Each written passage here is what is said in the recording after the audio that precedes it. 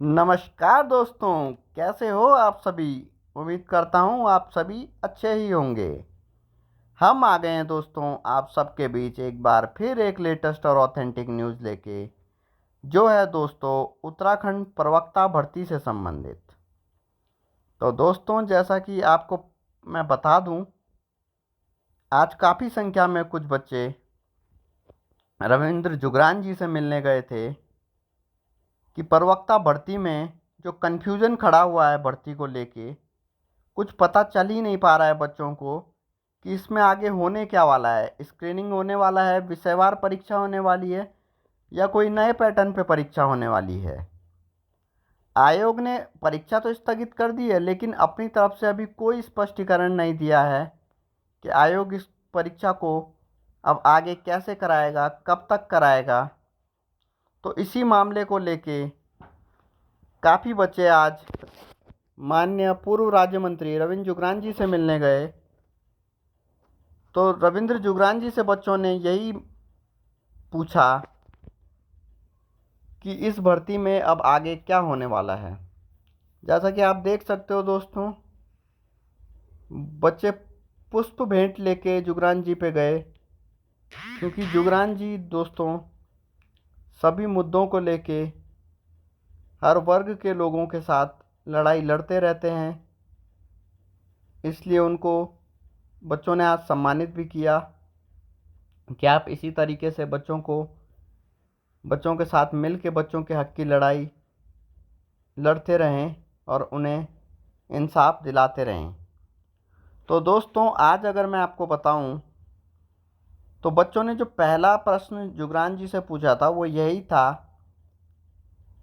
कि प्रवक्ता भर्ती में जो जियो है, यानी कि स्क्रीनिंग ख़त्म होके विषयवार परीक्षा कराने वाला, वो तो आप सभी ने देख ही लिया होगा।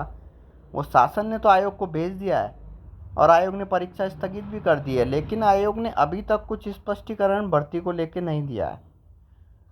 तो बच्चे जो काफ़ी कन्फ्यूजन में हैं कि कब परीक्षा होगी, कैसे तैयारी करें, इन सभी सवालों के जवाब ढूंढने बच्चे गए थे रविंद्र जुगरान जी पे। तो आपको बता दें दोस्तों, जैसा कि रविंद्र जुगरान जी ने बताया कि उन्होंने जब सचिव जी से बात करी, लोक सेवा आयोग के सचिव जी का कहना था कि अभी हमने परीक्षा तो स्थगित कर दी है, लेकिन जो आपका अध्याचन है वो हमने न्यायिक कार्मिक विभाग को भेजा है।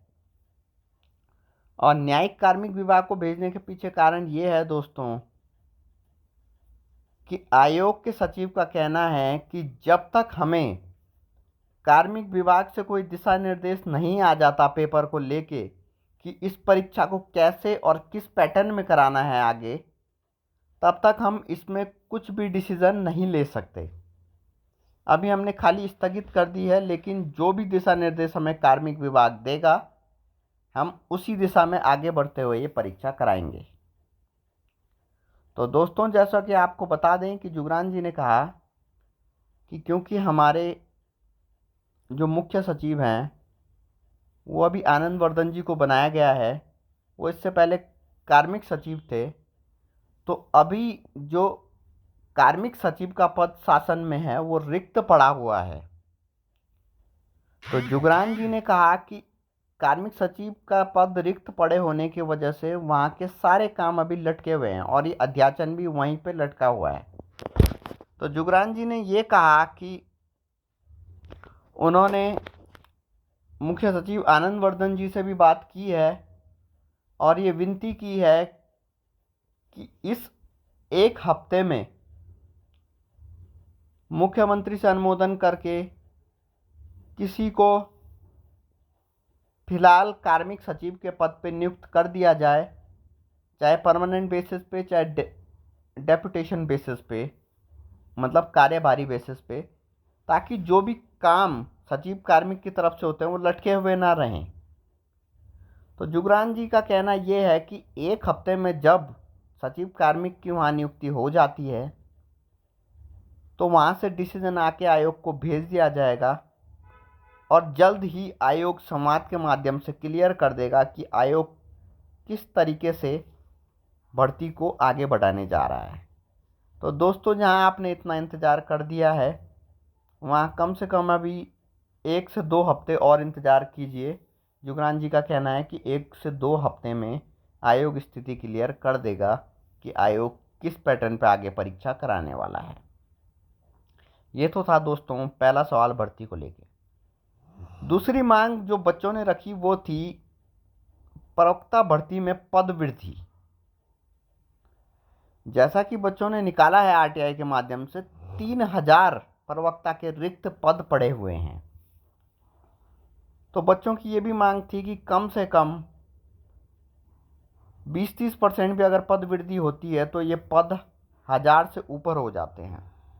तो बच्चों ने कहा कि आप इस पे भी कोशिश कीजिए कि जो भर्ती आयोग कराए उसमें आगे पद वृद्धि भी हो जाए और कम से कम 1000+ पद हों, तो ये भर्ती और अच्छे ढंग से अच्छे मौक़ों के साथ बच्चे दे सकें। ये तो थी दूसरी मांग। इस पे भी रविंद्र जुगरान जी ने एक सकारात्मक आश्वासन बच्चों को दिया है कि वो इस मांग को भी आगे उठाएंगे। बाकी तो आगे देखने को अब आगे ही मिलेगा कि इसमें क्या होता है।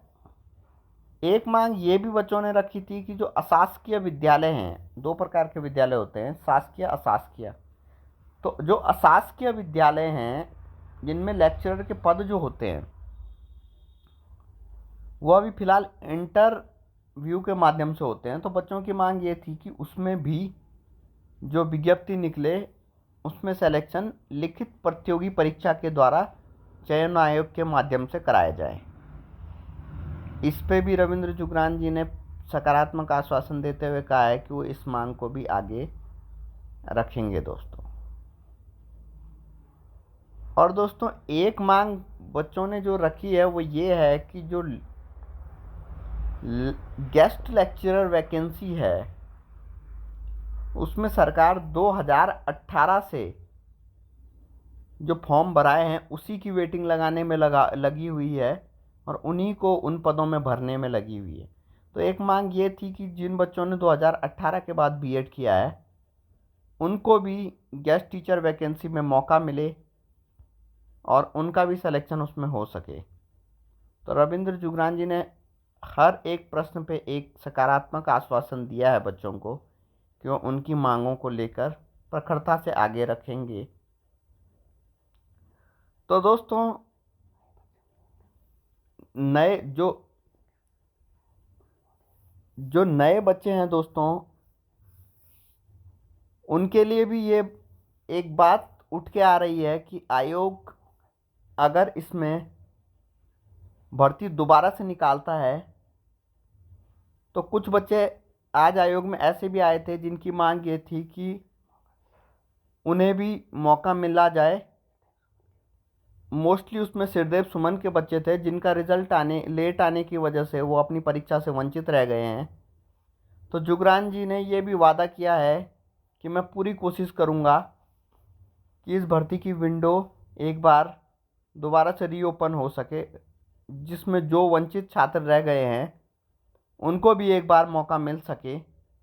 लेकिन उन्होंने इस साथ ही साथ ये भी विनती की है बच्चों से कि जो भी चाहता है कि फॉर्म रीओपन हो एक बार फिर, चाहे वो सिरदेव सुमन का हो चाहे कोई भी हो जो इस भर्ती से वंचित रह गया और चाहता है कि हमें भर्ती में मौका मिले, वो सभी लोग ग्राउंड में आए, जुगरान जी से मिले, ताकि जुगरान जी उसमें और जोश से काम करके विंडो को रीओपन करा सकें। तो दोस्तों, आप सभी से विनती है जिसका भी रीओपन का मैटर है वो भी जुगरान जी से मिलें, लेकिन काफ़ी संख्या में जुगरान जी से मिलें, तभी वो काम को करते हैं, वरना 1-2 बच्चे तो कहीं से भी चलते फिरते आ जाते हैं। तो ये सब प्रमुख मांगे बच्चों ने आज जुगरान जी से रखी, जिसमें सकारात्मक रुख जुगरान जी का देखने को मिला। तो दोस्तों, ये थी आज की सबसे लेटेस्ट खबर और ऑथेंटिक खबर। आपको पता ही है दोस्तों, हम आपको देते हैं लेटेस्ट और ऑथेंटिक खबर सबसे पहले। तो हर वीडियो की तरह अपना प्यार दिखाएं दोस्तों, लाइक कमेंट शेयर सब्सक्राइब खूब ज़ोरों शोरों से करें। जो नए व्यूअर हैं, नए सब्सक्राइबर हैं, वो सब्सक्राइब करें चैनल को और बेल आइकन दबाना ना भूलें, ताकि हम दें आपको लेटेस्ट एंड ऑथेंटिक न्यूज़ सबसे पहले। और जिस किसी को भी कुछ क्वेरी हो, कमेंट में ज़रूर अपनी क्वेरी लिखें, ताकि हम उसकी क्वेरी दूर कर सकें। तो ये थी दोस्तों आज की लेटेस्ट एंड ऑथेंटिक न्यूज़। अब मिलेंगे आपको दोस्तों अगली लेटेस्ट ऑथेंटिक न्यूज़ के साथ। तब तक के लिए धन्यवाद दोस्तों।